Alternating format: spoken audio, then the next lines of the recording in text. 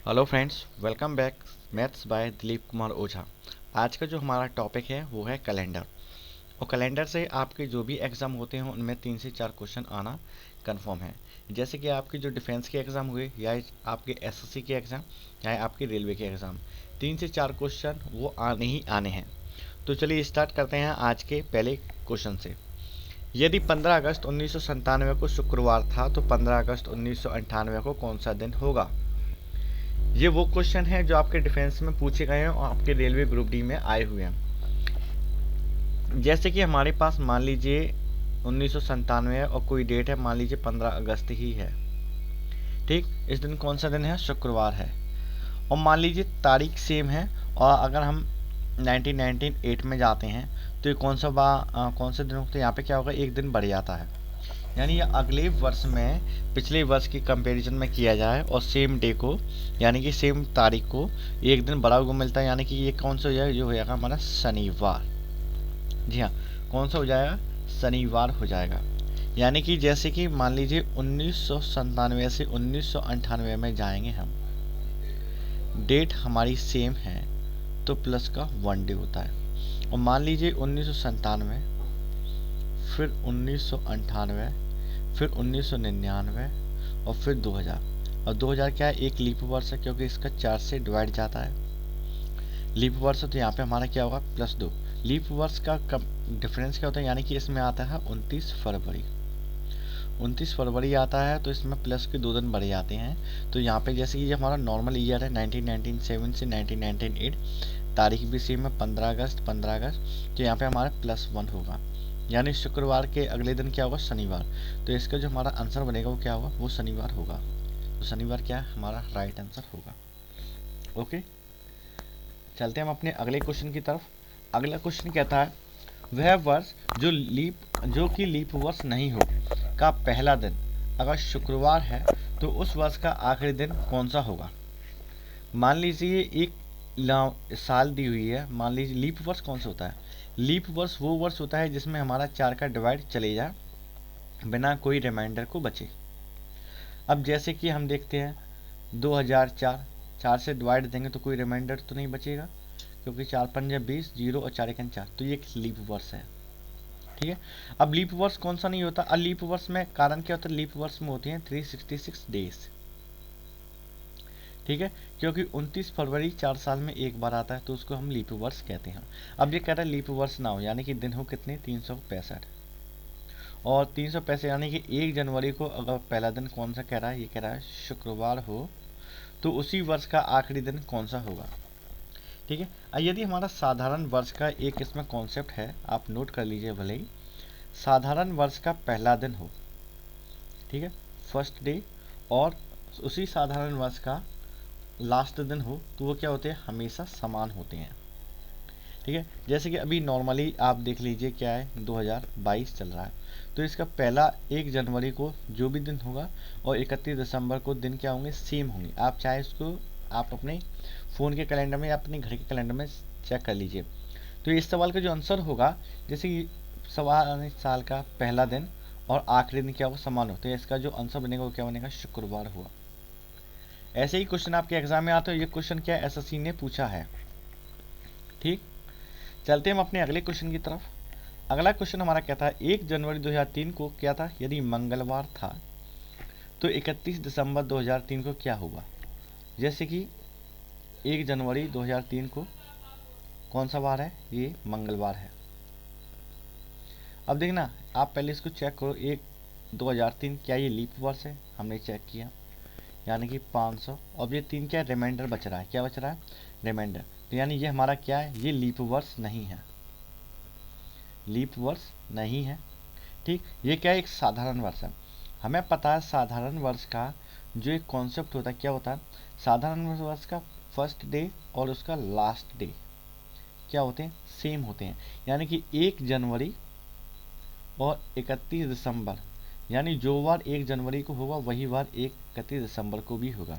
ये क्या कह रहा है? 1 जनवरी 2003 को कौन सा वार है? यहाँ पे मंगलवार है, तो 31 दिसंबर 2003 को भी मंगलवार ही होगा। तो इसका जो राइट आंसर होगा वो होगा बी। ठीक, तो बी क्या है? इसका राइट आंसर होगा। ठीक है, चलते हम अपने अगले क्वेश्चन की तरफ। अगला क्वेश्चन हमसे कहता है सीता का जन्म रविवार को 28 नवंबर 1980 को हुआ था। क्यों हुआ था?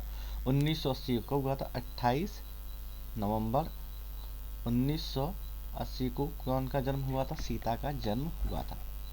ठीक, अब अगला कौन सा वर्ष आएगा? अब वो क्या, अगला जो उसका बर्थडे हो, वर्षगांठ हो, वो कौन सी वार को हो? रविवार को हो।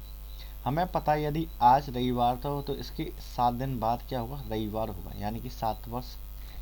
अब जैसे कि हम 7 वर्ष काउंट करेंगे तो 1981, एक वर्ष बढ़ेगा प्लस का 1, ठीक। 1982 में प्लस का 1 बढ़ेगा, प्लस के 2 हुआ। अब देखना, अब क्या 4 से भाग जाएगा तो वहाँ पे क्या होगा? प्लस का 2 दिन बढ़ेंगे। जैसे कि हम चेक करते हैं, क्या 1982 में 4 का भाग जाता है? 4 चौक 16, 3 8, 4 9 36 और 2 22, यानी नहीं, ये एक साधारण वर्ष है। और 1983 क्योंकि ये एक विषम संख्या है यानी कि ऑड नंबर, तो इसमें भी +1 होगा। 1984, अब आप देखेंगे 1983 84 में गए तो ये भी +1, लेकिन 1984 से अगर 85 में जाएंगे यानी कि 29 फरवरी को फेस करके जाएंगे तो कौन सा होगा? तो जैसे 1984 में हम डिवाइड दे के देखते हैं 4 का, 4 चौक 16, ठीक है। 19 में 16 गए 3, 3 8 38, 4 9 36, 2 4 24, यानी कि ये लीप वर्ष है। 1984 में कितने दिन जोड़े जाएंगे? 2। अब देखना 1 2 3 4 5 6 और यानी 7 दिन बाद, यानी कि 1986 में जो उसका वर्ष होगा, यानी कि उसका जो अगली जो वर्षगांठ मनेगी, कब मनेगी? वो मनेगी 1986 में। तो 1986 क्या होगा? इसका राइट आंसर होगा, ठीक है। चौथे वाले का राइट आंसर क्या होगा? 1986। 1986 क्या है? इसका राइट आंसर है, ठीक है। अब चलते हम अपने अगले क्वेश्चन की तरफ। अगला क्वेश्चन हमसे कहता है 400 वर्षों में फरवरी 29 दिन कितनी बार आएंगे? यानी कि कितने वर्षों में? 400 वर्षों में। अब 400 वर्ष क्या? एक लीप वर्ष है। कैसा है? ये एक लीप वर्ष है, ठीक है। अब 400 वर्ष में एक लीप वर्ष है, यानी कि इसमें जो दिन आएंगे वो कितने आएंगे? 97 आएंगे।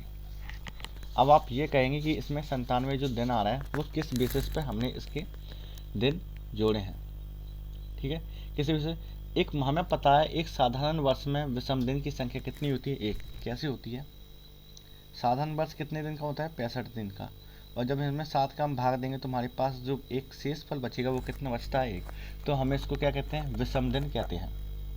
और एक लीप वर्ष कितना होता है? लीप वर्ष होता है 366 दिन का। 7 में भाग देते तो हमारे पास जो शेष फल बचेगा वो कितना बचेगा? 2। उसी तरीके से अगर हम 100 वर्ष निकालें, 100 वर्ष में हमारे पास 76 होते हैं। कैसे? साधारण वर्ष होते हैं, यानी कि नॉन लीप ईयर। और हमारे पास 24 होते हैं लीप ईयर। हमारे पास 76 साधारण वर्ष होते हैं और नॉन लीप ईयर में 2 दिन एक्स्ट्रा होते हैं। तो जब हम इसको सॉल्व करेंगे तो हमारे पास आएगा 124, क्योंकि हमारे पास जो हफ्ता बनता है वो 7 दिन का बनता है। तो यहाँ पे हमारे पास जो विषम दिन निकलेंगे, शेष पर निकलेगा, वो निकलेगा 5। और 5 का जो कोड बनता है वो क्या बनता है? शुक्रवार बनता है, ठीक। अब शुक्रवार कैसे? हमारी जो डे स्टार्ट होते हैं 0 से करते हैं, 0 1 2 3 और ऐसे ऐसे होते हुए 6 तक आते हैं। तो अगला जो 7 आएगा, यानी कि 7 को 0 भी कह सकते हैं और 7 भी कह सकते हैं, यानी कि रविवार। 0 को यानी मान लो रविवार, तो 1 को क्या होगा? सोमवार। 2 को होगा मंगलवार। तो इस तरीके से हमारे दिन क्या होते हैं? काउंट होते हैं, ठीक है। अब यहाँ पर 100 साल में 76 नॉन लीप ईयर और 24 लीप ईयर होते हैं, तो इसमें कितने दिन आते हैं एक्स्ट्रा? 5 दिन आते हैं, ठीक। कितने दिन? 5 दिन। अब ऐसे ही हमारा 400 वर्ष का एगेस हम देखें, यानी कि 100 का कितना गुना है? 4। तो 4 पंजे, क्योंकि 5 वर्ष आ रहा है तो 4, यानी कि 20। जब हम 7 का भाग देंगे किसमें?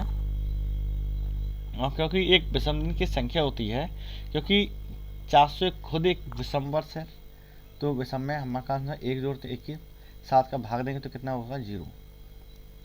लेकिन हमारे पास जो इसमें 29 फरवरी आएगा वो 97 बार आएगा। कितने बार आएगा? 29 फरवरी 97 बार आएगा। तो इसका जो राइट आंसर होगा वो है 97। ओके, तो चलते हैं हम अपने अगले क्वेश्चन की तरफ।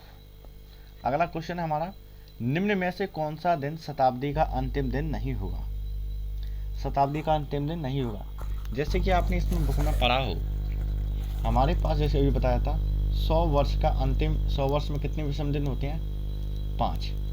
अभी पीछे बताया अब कैसे होते हैं, जैसे कि आपको देखो एक कॉन्सेप्ट बताते हैं। मान लीजिए एक शताब्दी वर्ष 100 साल का है, इसमें 76 तो होते हैं साधारण वर्ष यानी कि 365 वाले दिन जिन्हें हम कहते हैं नॉन लीप ईयर, और 24 होते लीप ईयर यानी कि 366 वाले दिन यानी कि 29 फरवरी।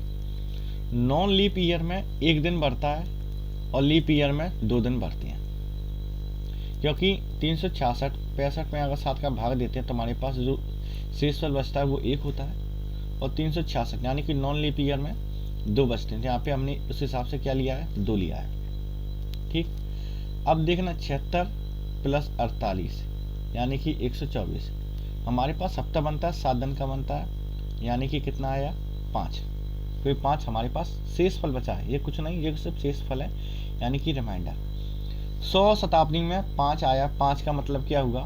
5 का भी जैसे कोड बताया था, 0 का होगा रविवार, 1 का होगा हमारा सोमवार, और 2 का होगा हमारा क्या? मंगलवार, 3 का होगा हमारा बुधवार, 4 का गुरुवार, और 5 का होगा शुक्रवार यानी कि फ्राइडे। ठीक, अब देखना फ्राइडे यानी शताब्दी का अंतिम दिन क्या नहीं होगा? फ्राइडे नहीं होगा। ठीक है, अंतिम दिन क्या नहीं होगा? फ्राइडे तो वैसे अंतिम दिन होता है, लेकिन इसको नहीं चाहिए जाए, शुक्रवार हमारे ऑप्शन से हट गया। ठीक है, अब जैसे कि 100 का अंतिम दिन 5 है और 5 को क्या लिखते हैं हम? शुक्रवार, हमारे ऑप्शन से हट गया। अब ये जैसे 2 का गुणा करेंगे तो 200, और इसमें करेंगे 5 दूनी 10, 7 का भाग देंगे कितना शेषफल आया? 3। अब 3 हमारा कोड किसका बनता है? 3 बनता है कोड बुधवार का, तो बुधवार भी क्या नहीं होगा? लास्ट दिन नहीं होगा, यानी कि ये भी ऑप्शन से हट गया। 300 लिखते हैं, यानी 100 में 3 का गुणा किया तो 5 में भी 3 का करेंगे, यानी 5 3 15। 7 का भाग देंगे कितना शेषफल बचा? 1। 1 का कोड क्या होता है? सोमवार, तो सोमवार भी हमारा शताब्दी का अंतिम दिन नहीं होगा। अब इसमें कितने का गुणा करें? अब इसमें करते हैं 4 का। ठीक है, तो ये होगा 400, 400, और इसमें 5 में भी 400 गुणा करेंगे यानी कि 20। अब जब 5 चौक, क्योंकि ये साधारण वर्ष तो है नहीं है, शताब्दी वर्ष है, और शताब्दी वर्ष यानी कि 400 का भाग यदि 400 में जाए तो 1 यानी कि +1 भी इसमें ऐड करें तो ये कितना हो गया? 21। 21 में 7 का भाग देंगे यानी कि 0, यानी कि क्या होगा? रविवार, यानी कि शताब्दी का अंतिम दिन क्या नहीं होगा? शताब्दी का अंतिम दिन रविवार भी नहीं होगा। तो हमारा जो फाइनल आंसर बनेगा वो क्या होगा? शनिवार। तो शताब्दी का अंतिम दिन क्या हो सकता है? तो वो शनिवार हो सकता है। ठीक, चलते हैं हम अपने अगले क्वेश्चन की तरफ। अगला क्वेश्चन कहता है कि कौन सा दिन शताब्दी का प्रथम दिन हो सकता है? अब इसमें तो कोई दिमाग दौड़ाने नहीं है, क्योंकि शताब्दी का प्रथम दिन पूछा और प्रथम दिन कुछ भी हो सकता है, तो इसका जो आंसर होगा वो क्या होगा? कुछ भी, यानी कि सभी कुछ भी हो सकते हैं, यानी कि इसका जो आंसर होगा वो ऑल ऑफ दी अबव होगा। ठीक, सेम पैटर्न पे अगला क्वेश्चन कहता है कौन सा लीप वर्ष है? लीप वर्ष मतलब कि होता है हमारा 366 दिन। 366 दिन यानी कि वो वर्ष, मान लीजिए कोई भी ईयर है जिसमें हमारा किससे डिवाइड जाए? 4 से, और कुछ भी रिमाइंडर ना बचे, उसको हम कहते हैं लीप वर्ष। अब भाग दे के देखिए, 1970 में हमने 4 का भाग दिया, 4 चौक 16, 3 7, 4 9 36, 1 0, 4 दूनी 8, 2 से बचा, यानी कि ये हमारा लीप वर्ष नहीं है। सेम पैटर्न पे लिया हमने 1972, डिवाइड किया, 4 चौक 16, 3 7, 4 9 36, 1 2, और 4 3 12, यानी हमारे पास कुछ भी शेषफल नहीं बचा, तो ये हमारा लीप वर्ष हुआ। अब देखो यहाँ पे तो देखना ही नहीं है और आगे भी जाना है, जैसे कि 1882 में 4 का हमने भाग दिया, 4 चौक, ठीक है, 4 का भाग दिया, 4 चौक 16, 2 8, 4 7 28, और 2 बचा ये, तो ये भी हमारा लीप वर्ष नहीं। अब इसमें भी देख लीजिए 1997, 4 चौक 16, 3 9, 4 9 36, अब 3 7, तो ये भी नहीं है। तो हमारे जो लीप वर्ष बनेगा वो कौन सा होगा? 1972 होगा, क्योंकि इसमें 4 से पूरा डिवाइड जा रहा है, तो ये हमारा क्या होगा? ये लीप वर्ष होगा। ओके, चलते हम अपने अगले क्वेश्चन की तरफ। अब अगला क्वेश्चन कहता है कि उनमें से कौन सा जो है वो लीप वर्ष नहीं है।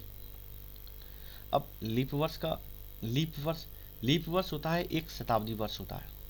अब इनमें से कौन सा लीप वर्ष नहीं? अब नॉर्मली अगर हम देखें तो इसमें डिवाइड सबसे ज़्यादा है, क्योंकि ये शताब्दियों की वर्ष है। कौन सा वर्ष है?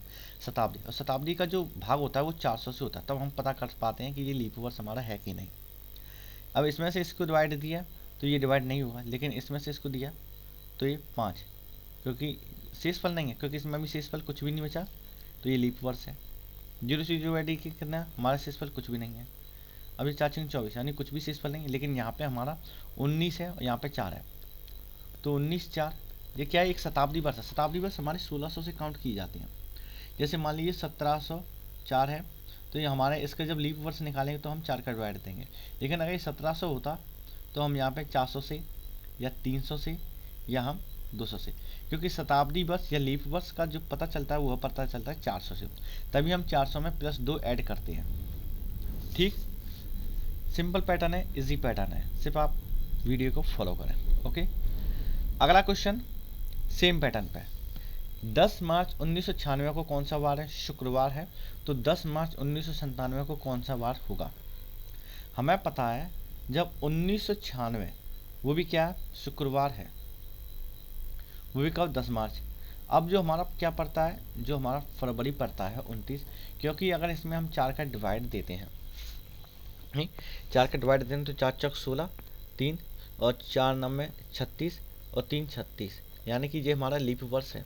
लीप वर्ष यानी कि इसमें 29 फरवरी आएगा, लेकिन हमने जो डेट ली है वो कब ली है? 10 मार्च, यानी कि 29 फरवरी के बाद की डेट है, तो इस पर लीप वर्ष का इतना असर नहीं होगा। तो हमारी जो 1997 का जो वर्ष काउंट करेंगे तो इसमें प्लस का 1 ऐड होगा, यानी कि अभी यदि शुक्रवार है तो 1997 में क्या हुआ?